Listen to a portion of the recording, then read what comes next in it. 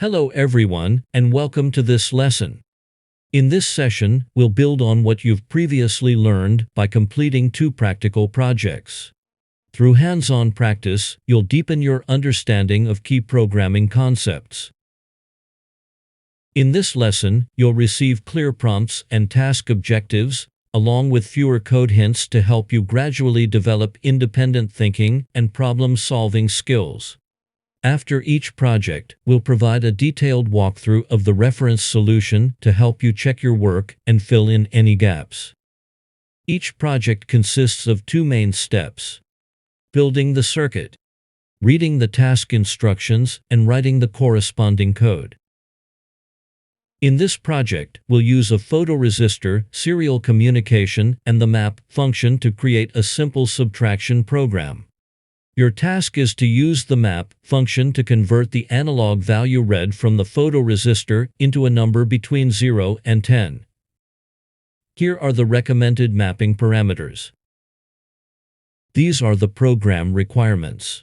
Through this exercise, you will review serial communication, control statements, operators, the photoresistor, and the practical application of the map function. Now, it's time to build your circuit and write the code. Feel free to pause the video here and continue once you've completed the exercise. Let's start by building the circuit for Project 1. First, connect the power rails of the breadboard to the 5 volts and GND pins on the Arduino. Then, insert a photoresistor into the breadboard. Connect one end to 5 volts and the other end to a 10,000 ohms resistor, with the other end of the resistor connected to GND. Finally, connect the junction between the photoresistor and the resistor to the A0 pin on the Arduino using a jumper wire. Next, let's take a look at the reference code. First, the program sets the analog pin connected to the photoresistor as A0 and defines 3 variables: light value to store the raw value read from the photoresistor, map value to store the result of mapping the raw value to a range of 0 to 10, and user input to store the number input by the user from the serial monitor. In the setup function, the program initializes serial communication and sets the baud rate to 9600. In the loop function, if there is input from the serial monitor, it reads an integer into user input using serial parseInt. Then, it reads the analog value from the photoresistor and uses the map function to map it from the range 0 to 1023 to the range 0 to 10. Finally, it subtracts the user input from the mapped light value and prints both results to the serial monitor. Let's take a look at the result after running the final code. The second project is to control the LED on the photoresistor by waving your hand. Similar to the previous project, we will still use the same map parameters. However, this time, we need to write a function to simplify the map operation and avoid redundant code. Here are the program requirements for this project. The key focus of this project is: in this exercise, you will review the application of photoresistors, control statements, and Boolean logic, the map function, and how to write custom functions. Please practice on your own and try to complete the project independently. Afterward, we will go over the reference answers together.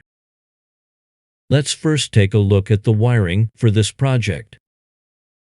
Building on Project 1, we've added the wiring for the LED. The positive terminal of the LED is connected to pin D9 through a 220 ohms resistor, and the negative terminal is connected to the negative rail of the breadboard. Next, let's move on to the code section. First, define the variables. Sensor pin is connected to the light sensor, and LED pin is connected to the LED. Prevmapped value stores the previous light value, and LED state stores the current state of the LED.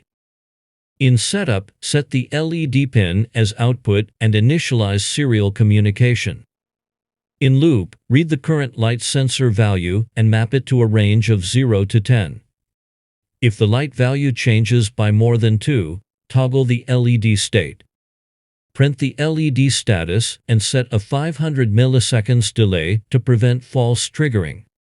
Finally, update pre-mapped value to the current light value for use in the next iteration. The getMapLightValue function reads the light sensor value and maps it to a range of 0 to 10. Let's take a look at the result after running the final code for this project. In this lesson, through the two projects, you not only reviewed the basic applications of the photoresistor, but also learned how to control the LED switch based on light value changes. In the next lesson, we will continue to explore more applications of the photoresistor and learn how to use it for color recognition.